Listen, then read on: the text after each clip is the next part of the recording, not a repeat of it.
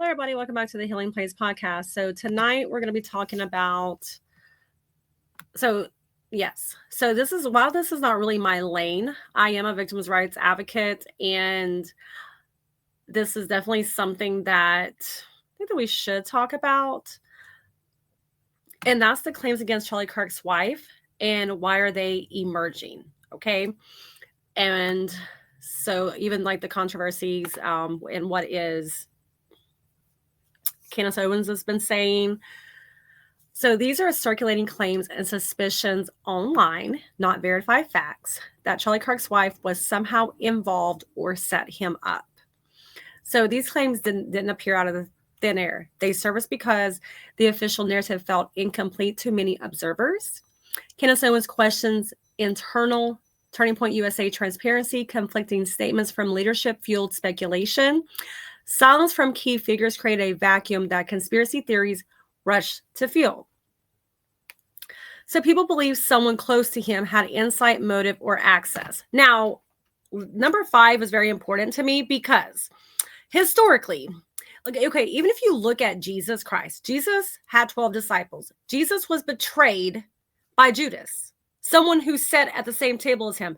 Most people who are murdered or killed or taken out, it is usually by somebody they know or within close proximity to them, okay? Within their circle. And they're betrayed. So number 5, I agree with, because and then I did a video right around Thanksgiving with the parallel between the forensics and the crime scene, the parallel with Charlie Kirk as well as John F. Kennedy's assassination as well. There was the similarities, even though they were decades apart, is very similar. So let me go and share my screen. Give me one moment. I'm going to also share this picture.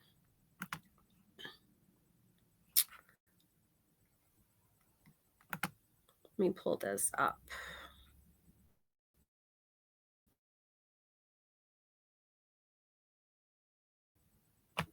I think this is it.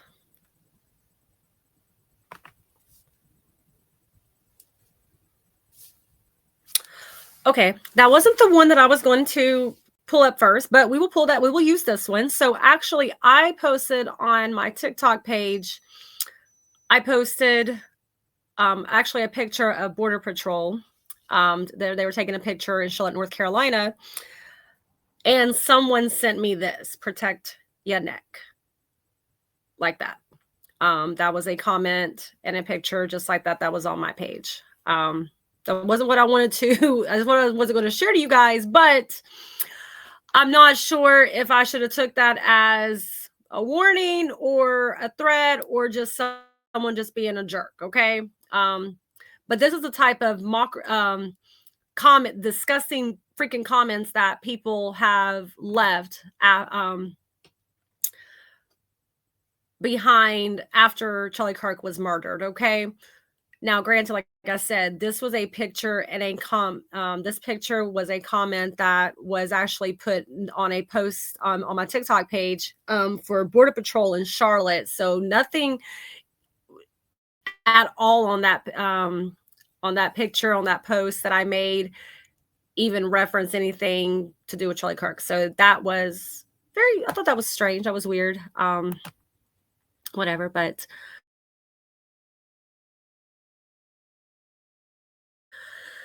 yeah. And then here's this one. This is one that I actually really did want to show you guys.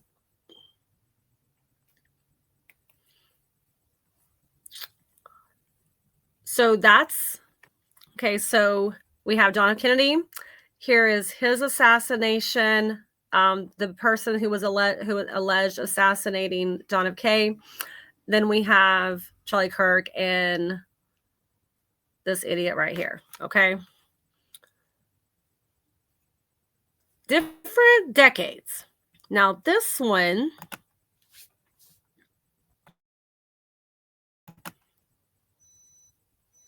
is the weapon that was used. So here's the gun that was allegedly used and left at the crime scene of Charlie Kirk. Okay. Now remember, this is a gun that was a rifle from the time before they started putting serial numbers on weapons. Now look at this gun. And then this one's I'm going to show you, which is similar.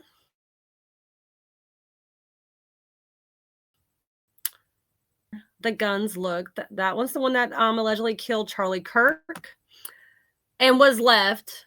Okay, let's remember that.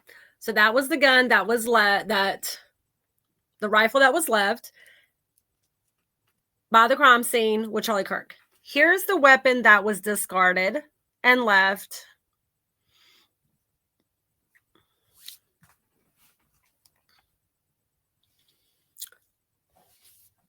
at John F. Kennedy's. The murder scene that was left near the murder scene with John F. Kennedy. Okay, so there's that one. Now let me go back to this one.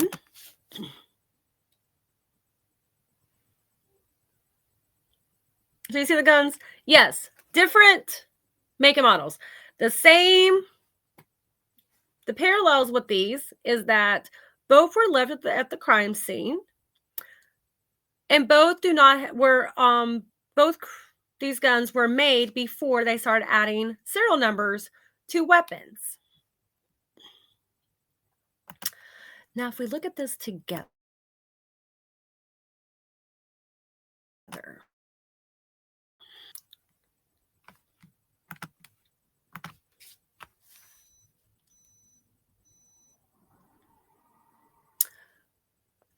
different types of guns,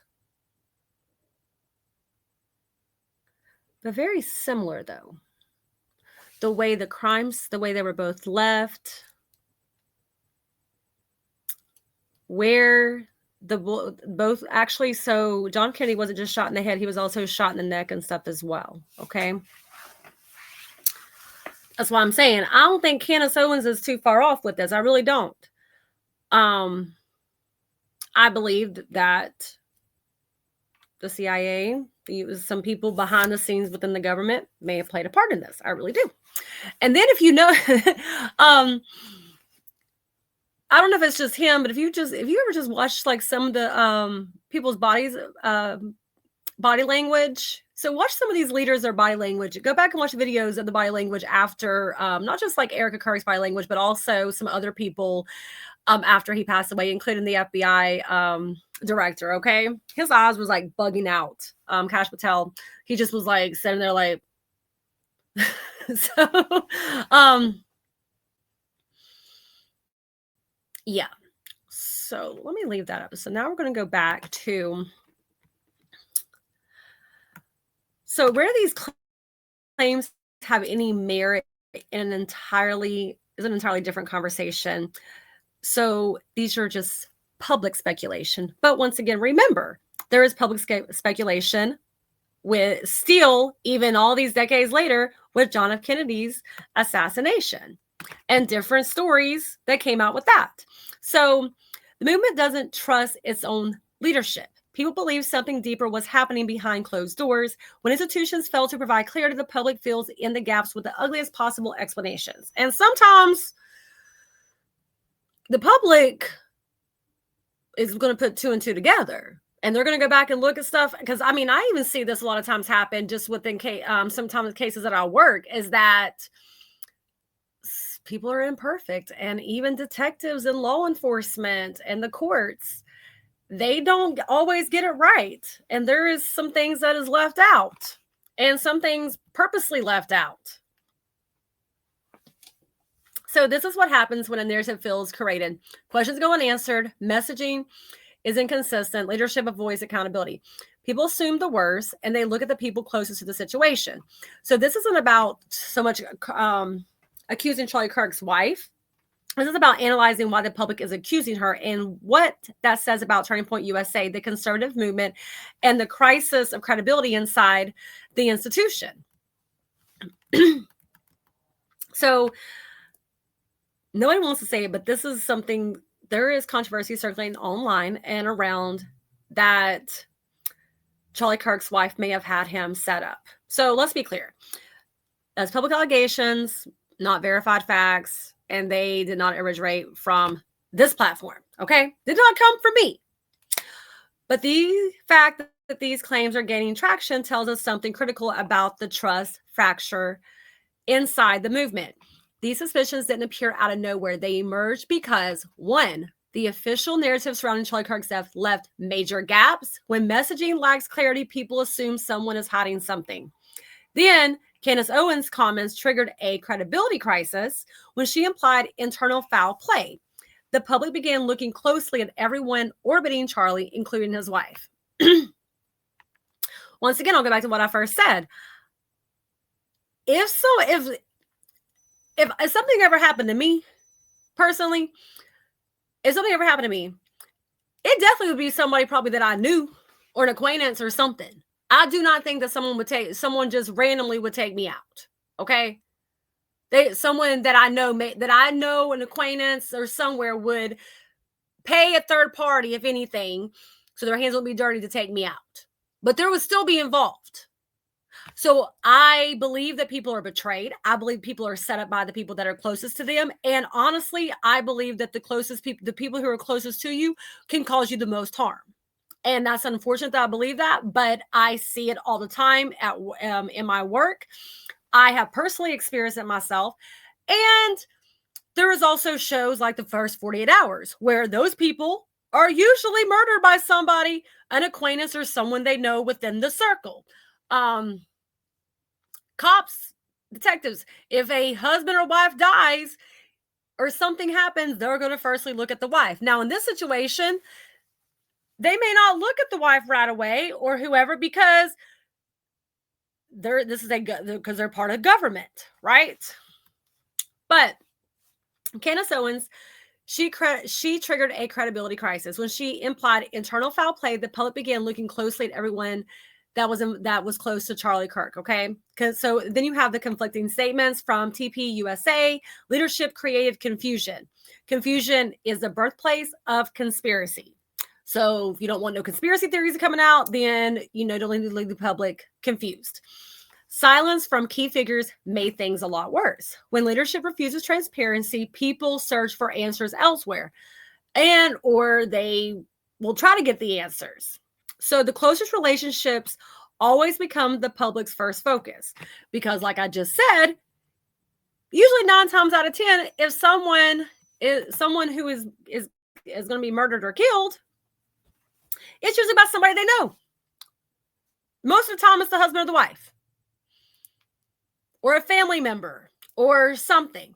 I still think if we look at these guns now, one thing that I could not find that I've been trying to dig up was I want to know what the name of Todd Robinson's grandfather is. We never got the name of the grandfather. We got the gun, everything else, so we never got the name.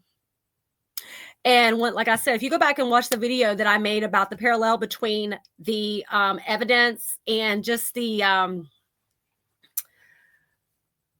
crime scenes, leaving the weapon behind in both of these, how they were shot, the time, go back and watch that video because it's weird. So not even conspiracy wise, if you look just at if you compare the evidence, leaving a gun. Now, me personally, which I would not ever, unless I had to defend myself or something, I would not. Why would you leave the murder weapon at the crime scene or near the crime scene? Most of the time, you would think that, okay, so if I'm not mistaken, quickly, okay, by the time there was like a lot of people running around, a lot of movement, everything else and stuff going on. From the locations that these were at, you can shoot. It'd be bad. It would have been smarter to run. Why did you leave both of these weapons in different decades were left at the crime scene? And both of these weapons don't have a serial number. They were used and they were made prior to serial numbers being put on guns, on rifles.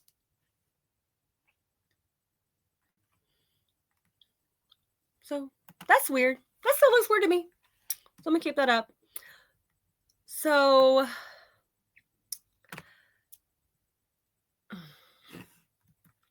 here's the question. This is not really supposed to. So people don't trust institutions. People don't trust the government or the messages. A lot of people do not trust surrounding the Charlie Kirk death and how it was mishandled. So there is a vacuum of truth, and the public is trying to fill it with the darkest possible theories. Possibly. However, then you have someone who was very, very close to him, a very close friend, that most everything that I've ever heard Candace Owens say has been truthful and honest.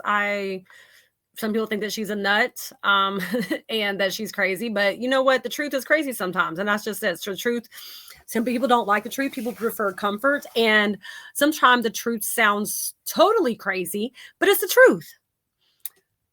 And that's the thing. A lie usually sounds comforting. The truth is going to be offensive. The truth does not sound comfortable. The truth is going to irritate people. There's a saying, first the truth will piss you off, but it will set you free. Okay. So, and then here's the real question. It's not so much did Charlie Kirk's wife set him up. Why do so many people believe she could have? That's the question. That signals a breakdown in leadership integrity, narrative transparency, and organizational accountability. So this controversy is not simply about one claim. It's about a movement that no longer trusts the narrative its own leaders deliver. And they did profit off of his death. If you look at how many more chapters increased after he died, merchandise, etc. That is sad to say, and it happens a lot of times, is that some people are worth more dead than they are alive, and how their death is used. And so then here's the other part. If you remember seeing the stories about like there was a Etsy witches put a curse on him. First off, Christians cannot be cursed, especially Holy Spirit filled, God fearing men and women. They cannot be cursed. We cannot be cursed. You can sit there and pay as many witches or whatever you want to. We cannot be cursed. All right. Because the Holy Spirit protects us, and the Holy Spirit puts a fire around us. And when you have people who are obedient to God, read their Bible, trust the Lord, those people, the curses, they don't mean nothing. Okay. So let's just go there. But that I did see that after he died. Then you also add that there was a book on Amazon talking about Charlie Kirk's assassination. It was posted on Amazon to sell a day before he died. Then there was a change.org petition where the students there and at that school and other people did not want him to come there at all. Okay. So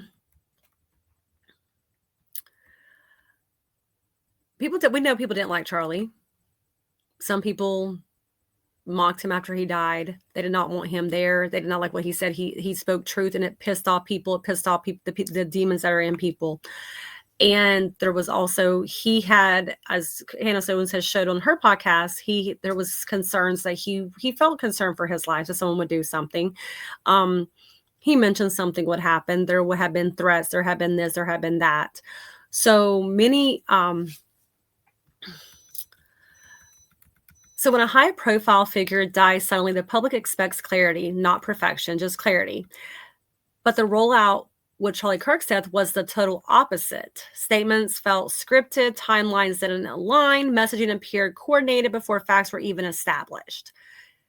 And some even look at his wife's behavior and her coming out and so forth, not even like a month after he had been murdered. So, and even, I guess you could, like, I've never lost a husband. However, it was a little weird. I mean, even though Christians, we do grieve differently than people who are not, because we know what happens when we die, and we have that hope, and God gives us peace in that way. Even some of the best other Christian, it just that doesn't sit right with me.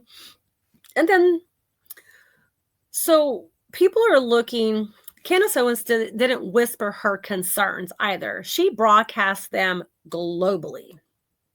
And she is suggesting there was pressure behind the scenes. The official explanation was incomplete. The organization knew more than it admitted. I agree. Internal messaging was manipulated, and Turning Point USA leadership was not telling the whole truth. And when Candace dropped that line, that hit the internet like a match to gasoline. Okay. People inside the organization know what really happened to Charlie. That is what Candace Owens said. And here's the truth. I believe that she's right. I do. And if I go back, I was watching him speak that day that he was murdered, and it was so sad, so horrible. I'll probably remember that day just like I did, because I remember where I was at when the Twin Towers was struck. So though I would say that that's probably that picture of him being murdered, assassinated is going to stay with me probably forever. And that was so sad and so horrible. But the question that they asked was scripted. They asked the question about gun control. Poof, boom. Then, I agree. And then if you look at the forensics and how similar the forensic evidence and leaving the weapons at the scene parallels the John F. Kennedy case, as well as other high-profile assassinations. Even, like I said, go back and watch the video. I even mentioned like Martin Luther King and so forth. I'm like, is it just like a spirit or something? Because this is like the same, almost like, so this is very similar forensics, different decades, but similar forensics going on here. And people just, all these killers, all these alleged killers leave the weapons at the scene. So the public immediately connected dots, even if those dots weren't meant to be connected. When she said people inside the organization knows what really happened to Charlie. So Candace didn't accuse Charlie's wife directly, but when she implied internal foul play, the public did the math themselves. And there's other videos that you can go follow out there about Erika Kirk. See, people are saying that she was planted and like presented to Charlie to get in. And if you look back there's historically like what her family did, how she was tied to Trump before she even met Charlie. Boom, boom, boom, boom, boom, boom, boom. And those things happen. They do. They happen. People are planted there for certain reasons, as like spies or to watch. And then you add, so follow me. Leadership silence created a vacuum, and vacuums breed conspiracy. Organizational crisis management demands swift transparency, not silence, not evasion, not limited commentary. But what happened here was no clear communication timeline, no transparent Q&A, no clarification of roles, no shared ownership, no consistent messaging. And even I thought it was a little strange that she took over as CEO shortly, right, like the next day after his death. That was like, there could have been like an intermediate CEO put in place for a little while. That's usually, that's a lot of times what happens. So just for her to go straight into that role, even though that may be supposedly what he wanted, everybody thought that was a little strange too. So Human Psychology 101, when a situation feels off, people look to spouses, business partners, inner circle leadership, individuals with emotional or operational access. And here's the thing. That's not just human psychology. That's the same thing detectives and the police, detectives do. When someone is killed, not just the public, not just it's called human psychology. It is, if you watch the first 48 hours, the person in the first 48 hours is usually killed by an acquaintance or someone that they know within the neighborhood, within the circle. So anytime someone is killed, detectives, and I'm telling you, if he was not a public profile person, if he was not as much of had as large a profile as he did as a person and so forth, well, even some people did not even know who he was. He still had the connections. Detectives look at spouses, business partners, inner circle leadership, individuals with emotional or operational access. With Charlie Kirk,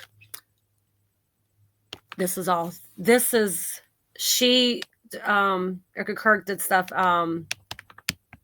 organized stuff behind the scenes. You got business partners, which the former business partner was replaced by someone else.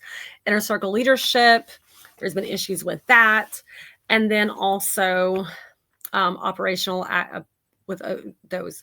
So the public asked who stood to gain, who had insight, who could influence messaging, who would know more than the public. Again, none of this validates the claims, but it explains why the speculation is about her and not some random external actor. When Candace Owens publicly said it was Erika, referring to the live stream messaging, the public's perception shifted instantly, because if Erika did authorize messaging that Candace believes was deceptive, then people naturally begin asking deeper questions. Was she trying to control the narrative? Why the messaging? Why that level of coordination? Why the denials afterwards? Why the inconsistencies? When no one takes ownership, public suspicion shifts toward the person Candace mentioned by name, Erika Kirk, even if that suspicion is misplaced. So then you have the public distrust in Turning Point USA leadership that added fuel to the fire. The movement fractured when internal voices fell silence, messaging feels curated, and whistleblowers are dismissed. The public started asking, if Turning Point USA mismanaged the messaging, what else did they mismanage?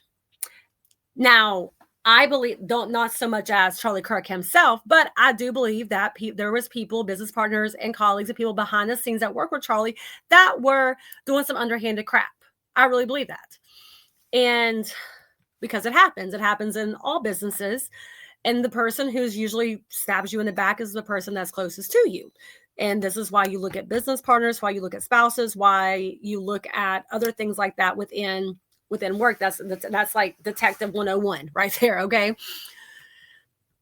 People sense spiritual warfare even when they can't articulate it. And this controversy carries all the markers: confusion, division, pressure, intimidation, sudden narrative control, friction between truth tellers and institutions. Go back and watch that video that I talked about before, about how there is a spiritual warfare within all this and how it controls narrative, and also how the similarities, like with the other assassinations. Whenever someone with influence dies suddenly and the narrative feels off, people automatically view the inner circle through a spiritual lens. Was there betrayal? Judas. Was someone planted? Judas. Was someone influenced? Judas. Was the enemy working through someone else? If you go back and look at, I keep on saying Judas, but you got Judas, Peter, who denied Jesus 3 times. If the disciples in Jesus's own circle are the ones who betrayed him, what makes anyone think that we are exempt from that, from the same people who is this closest to us, sits there and eats with us, has dinner with us, we call family, brothers, sisters, husbands, wives, boyfriends, girlfriends, whatever. If Jesus's own disciples betrayed him, we are not exempt of having the people that we call that are the closest to us betraying us, or being influenced by money, by different types of stuff. There's all different types of jealousy. There's many reasons why people betray someone. But 9 times out of 10, it's either between money and jealousy. Somehow or another, because that's why the Bible talks about, thou shalt not covet thy neighbor's, thou shalt not covet thy neighbor's wife, thou shalt not covet, because that, when you want something that someone else has, or you're jealous of it, or this is what causes people to become betrayed, or they sell out over money. I have people that I love dearly, but that I know that would sell me out quickly. I love them from a distance, but I have people that I love as well that I bet that you best believe I know would sell me out for some money, okay? And I know it. I ain't gonna tell them that I know it, but I know it. I feel it in my spirit. I ain't never told them that, but I know. I am not. People are not stupid. And like, even when Candace was talking about how like the messaging, like he knew that something was going to happen, and then and I see all the time how people, look to the public that they have these great marriages, and whether they're in church or whether they go to church or not,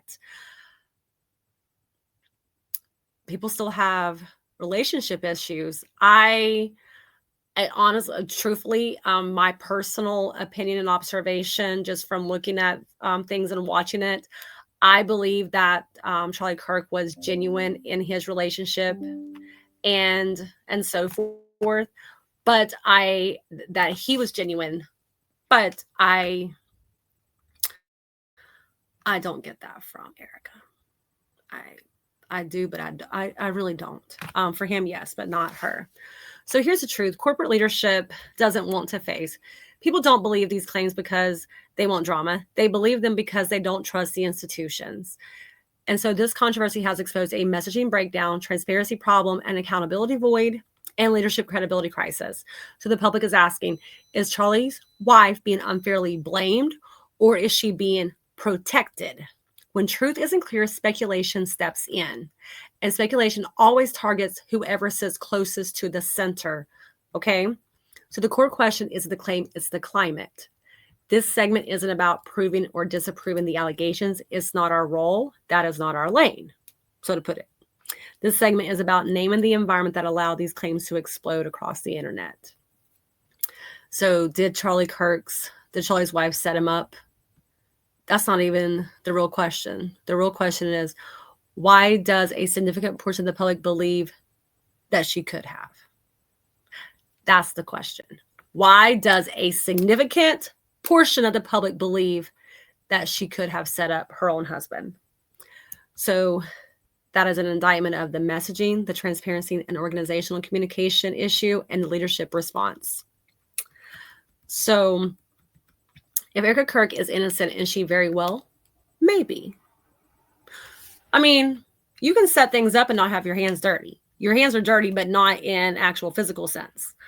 So Turning Point USA owes the public more than silence. Organizations that operate in shadows lose their moral authority to demand trust until leadership clarifies the live stream dispute, explains the messaging decisions, addresses Candace's claims directly, and delivers a consistent narrative. The public will continue filling the silence with suspicion, and those suspicions will continue circling around his wife, Erika Kirk, not because there's evidence, but because the institution failed to anchor the truth. So I will sit there and say that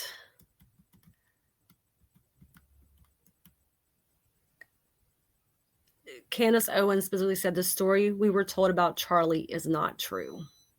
She said there was conversations happening behind the scenes that public was never supposed to know about. She said there was people inside the organization who pressured her and tried to control what she could say. So she said that someone in Turning Point USA authorized messaging that was very deceptive. And then she also said there are people inside Turning Point USA who know what really happened to Charlie. So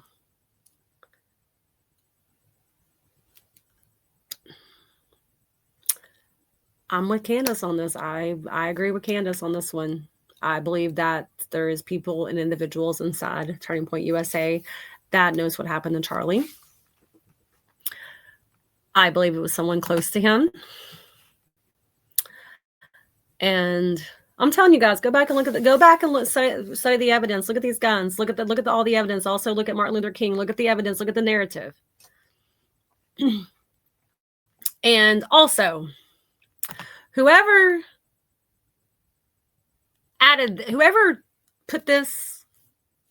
commented with this to my post, okay. I mean, it is what it is, but I'm gonna keep that one. But that's pretty sad that people are actually have made like a meme and picture and say protect your neck off of a man who didn't do anything but just told the truth and stuff. Death. Once again, you guys, my name is Jessika Morgan. I'm a victims' rights advocate. This has been the Healing Place podcast. I will talk to you guys another time. Bye-bye.